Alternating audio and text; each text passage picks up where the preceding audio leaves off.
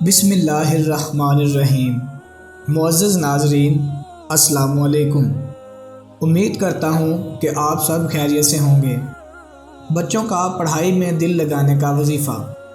بعض اوقات کسی کے بچے یا بڑے کا دل تعلیم سے اٹھ جاتا ہے، کتنا ہی مارو پیٹو سزا دو، پڑھنے پر آمادہ نہیں ہوتا اور پڑھائی سے بھاگنے لگتا ہے۔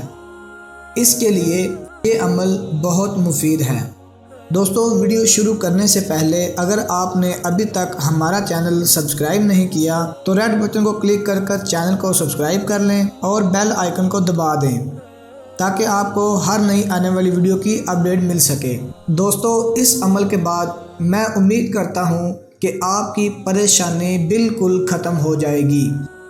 اگر آپ بچوں کو مارتے ہیں، اگر آپ بچوں کی وجہ سے پریشان ہیں، وہ اسکول نہیں جاتے، ان کا پڑھائی میں دل نہیں لگتا، تو یہ عمل کریں، انشاءاللہ آپ کو فائدہ ہوگا۔